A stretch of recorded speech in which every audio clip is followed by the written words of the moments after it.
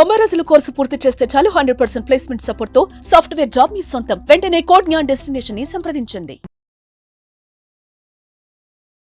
నమస్తే, welcome to Suman TV. ప్రస్తుతం మనతో పాటు ఉన్నారు ఎనలిస్ట్ డాక్టర్ నంది రామేశ్వరరావు గారు. సార్తో మాట్లాడదాం. నమస్తే సార్. నమస్తే అండి. సార్, ఇండియాలో సామాన్యుడికి ట్రంప్ అధికారంలోకి రావడానికి లింక్ ఉంది అంటే ఏం చెప్తారు సార్? ఆయన ర్యాపిడ్ యాక్షన్ ఫైర్ అనే మన ఇంటర్వ్యూస్లో ఉంటుంది. ర్యాపిడ్ యాక్షన్ అంటే ర్యాపిడ్ ఫైర్ రౌండ్ అంటే ఇప్పుడు ర్యాపిడ్ యాక్షన్ ఫోర్స్లో ఉన్నాడు ట్రంప్ గారు. ఎందుకంటే ఇప్పుడు ఆయన మెక్సికోని ఏమంటే గల్ఫ్ ఆఫ్ అమెరికా అని పిలుస్తాడంట. మెక్సికోని గల్ఫ్ ఆఫ్ అమెరికా. సో అలాంటి రకరకాల ఇండియాని ఇంకేం పెడతాడో తెలియదు, ఇంకా పెట్టలేదు. మన 4 సిటీలు సస్టైనబుల్ సిటీ అని మాట్లాడుకున్నాం. అట్లా రకరకాల పేర్లు ఉన్నాయి. సో ట్రంప్ వచ్చిన తర్వాత ఎవరిని వదలట్లేదు అన్నట్టు, ఏ డిపార్ట్మెంట్ని వదలకుండా అలజడి క్రియేట్ చేస్తున్నాడు, గుండెల్లో రైలు పరిగెట్టిస్తున్నాడు అనమాట అయితే చెప్పొచ్చు. అటు ఇమిగ్రేషన్ కానీ, ఇటు డ్యూటీస్ కానీ, అటు పెట్రోల్ కానీ, అటు డీజిల్ కానీ, ఇటు గోల్డ్ కానీ, అటు స్టాక్ మార్కెట్ కానీ అన్నిటినీ ఒక ఊపుతున్నాడు, కుదిపేస్తున్నాడు. అది కుదేలు అవుతుందా, ఎవరికి బెనిఫిట్ అనేది you have to wait and watch.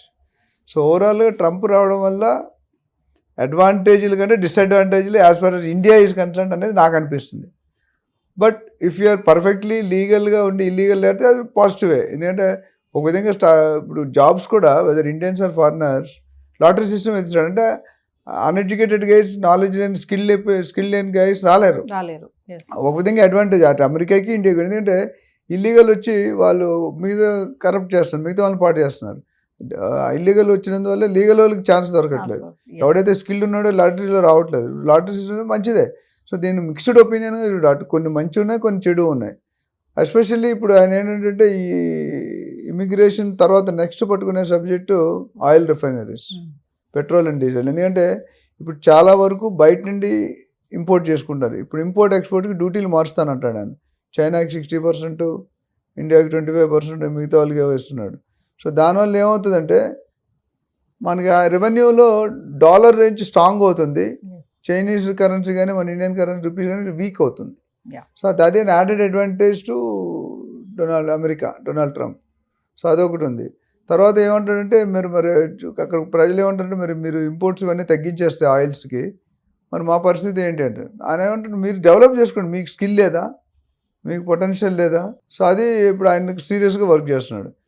ఇప్పుడు ఇది ఏమైనా ఆయిల్ మీద ఏమైనా ఇంపాక్ట్ పడింది అనుకోండి, దాని నెక్స్ట్ ఇన్వెస్ట్మెంట్ ఏరియాస్ గోల్డ్. ఎందుకంటే గోల్డ్ ఆల్రెడీ మనం తగ్గుతుంది అనుకుంటే ఒక మధ్యలో ఒక 2 వారాలు 3 వారాలు తగ్గింది కానీ మళ్ళీ పుంజుకుంది, ఇంకా పెరుగుతుంది అంటున్నారు.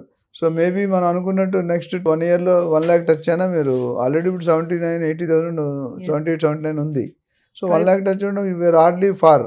ఢిల్లీ బహుత్ దూర్ అంటే ఢిల్లీ బహుత్ దూర్ బాస్మే అన్నట్టు. ట్రంప్ ఇంపాక్ట్ గోల్డ్ పైన బాగా అనిపిస్తుంది. పడుతుంది. ఎందుకంటే ఆయన వచ్చినప్పుడు చూసుకుంటే షేర్ మార్కెట్ మొత్తం పడిపోయింది, గోల్డ్ మార్కెట్ క్రాష్ అయింది. కానీ ఇప్పుడు ఏమవుతుందంటే ఇది ఎట్లా అంటే స్టాక్ కానీ, రియల్ ఎస్టేట్ కానీ, గోల్డ్ కానీ ఇవన్నీ కూడా అంటే ఒకదాని మీద ఒకటి ఆధారపడి ఉంటుంది. ఇంగ్లీష్ ఒక ప్రాబ్లం ఉంది, 1 machines output is input to other machine. అంటే మీరు యాంకరింగ్ చేసిన తర్వాత మళ్ళీ ఎడిటింగ్ అయితేనే మీ అవుట్పుట్ వాళ్ళకి ఇన్పుట్, ఆ ఎడిటింగ్ వాళ్ళు రిలీజ్ చేయడానికి వాళ్ళ అవుట్పుట్ మీరు సోషల్ మీడియాకి ఇన్పుట్. అట్లా ఇక్కడ అంటే ఈ స్టాక్ కానీ, గోల్డ్ కానీ, రియల్ ఎస్టేట్ కానీ, ఆయిల్ కానీ ఇవి చాలా demandable, compulsory, usable, necessary. Daily అసలు పెట్రోల్ లేకపోతే మనం నడగలం.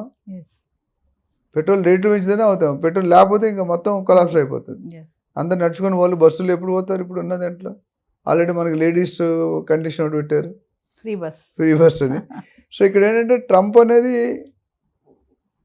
ఒక దాని ఎఫెక్ట్ వల్ల ఇంకోటి ఎఫెక్ట్ అయ్యే ఛాన్స్ ఉన్నాయి. ఇప్పుడు గోల్డ్ మార్కెట్ ఎప్పుడు నేను చెప్పాను, నిధులు ఒకసారి సడన్గా రిలీజ్ అయ్యాయనుకోండి రేట్ తగ్గిపోతుంది. ఎందుకంటే availability of gold is more.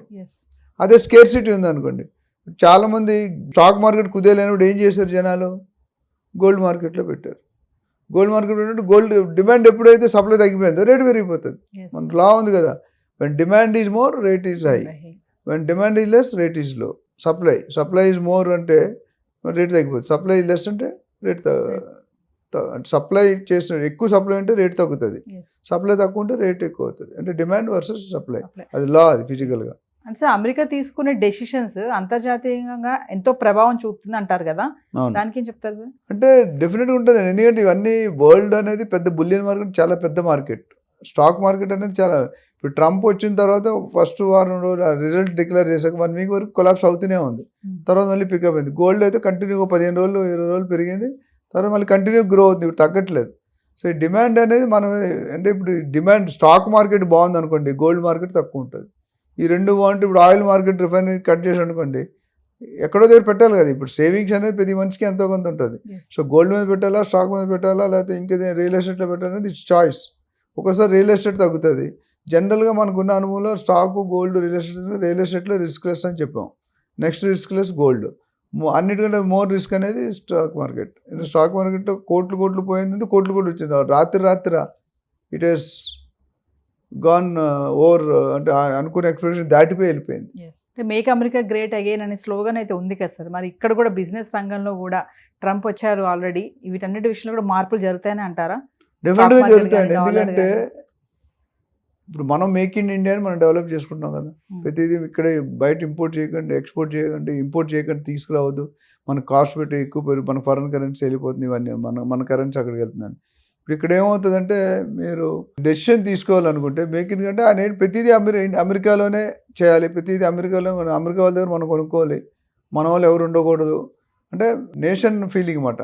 ఒక కంట్రీ నేషన్, మా కంట్రీని నేను చూసుకోవాలి. అది అధిక హైయెస్ట్ పొజిషన్ ఇన్ వరల్డ్ ఏంటంటే యూఎస్ ప్రెసిడెంట్. దానికంటే పెద్ద పొజిషన్ ఎక్కడా లేదు. ఆయన ఏం చెప్తే అక్కడ తుమ్మితే ఇక్కడ తుమ్ముతారు, అక్కడ తగ్గితే ఇక్కడ తగ్గుతారు. అంత related, directly related, correlated, direct related. అంటే అక్కడ ఏం జరిగినా ఇక్కడ అదే జరుగుతుంది. అక్కడ 10 సంవత్సరాల ముందు జరిగింది, ఇక్కడ తర్వాత జరగవచ్చు. ఇప్పుడు అలాగలేదు, ఒకప్పుడు అలాగ ఉండేది, ఇప్పుడు అలాగలేదు. ఇప్పుడు ఇమీడియట్ ఇంపాక్ట్. ఇక్కడ రాత్రి చేస్తే నెక్స్ట్ సెకండ్ ఇక్కడ సోషల్ మీడియా.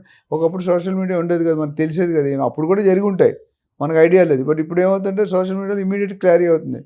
ఒక ఇష్యూ ఏదైనా నేను ఏదో కుంభమేళలో ఒక అమ్మాయి ఏదో పోస్టర్లు అమ్ముకుంటుందంట, అమ్ముకుంటుంటే ఆ మొనాలిసాని హైలైట్ చేసి ఎన్నో 11 lakhs ఎన్నో తెలియదు లక్షల్లో వ్యూస్ వచ్చాయంట. ఆ అమ్మాయి ఎవరో నిన్న ఎవ్వడికీ తెలియదు. Over night she has gone to cinema heroine level దాటిపోయింది. ఒకప్పుడు హైడ్రాలో చేసిన సీఎం గారి కంటే ఏవి రంగనాథ్ గారి ఫోటో బాగా హైలైట్ అయింది, మీరు చూసిన స్టార్టింగ్లో. అట్లా ఆ అమ్మాయి ఎవరు, ఆ మొనాలిసా ఎవరు, we don't know. But she has highlight, ప్రతి ఒక్కటి చూస్తున్నాడు హల్చల్. అందుకని మన ట్రంప్ గారు కూడా ఈ టిక్టాక్ని తర్వాత వీటిని తీసేస్తానండి. టిక్టాక్ అంటే చైనా బేసికల్గా. ఆ టిక్టాక్ని తీసేసి మొత్తం బ్యాన్ చేస్తాను, ఆల్రెడీ డిస్కషన్ జరుగుతున్నాయి. మొత్తానికే తీసేద్దాం అనుకుంటాడు ఆయన. ఎందుకంటే TikTok is going to spoil lot of people. అందులో వచ్చే రీల్స్ కానీ వాట్ ఎవర్ ఇట్ ఈస్. ట్రంప్కి ఫస్ట్ నుంచి చైనా పైన వ్యతిరేకత బాగానే ఉంది కదా, బాగానే ఉంది, ఇంకా కంటిన్యూ అవుతుంది కూడా. ఎందుకంటే ఒక్కసారి ఈ అమ్మాయి నాకు ఎనిమి, ఈ అబ్బాయి నాకు ఎనిమి అనుకుంటే ఆ ఎనిమిజం అంత ఈజీగా పోదు. మంచిదనం రావాలంటే టైం పడుతుంది, చెడ్డతనం రాంటే ఒక సెకండ్లో. మీరు ఎవరైనా మీ ఫోటోగ్రాఫర్ని కొట్టాడు అనుకోండి, కెమెరామెన్ గట్టి కొడితే పేర్లు వచ్చేసాయి. అలానే ఎంకరేజ్ వితౌట్ ఎనీ రీజన్. అది తెలిసి చేశారో అది తప్పు, వేరే సంగతి.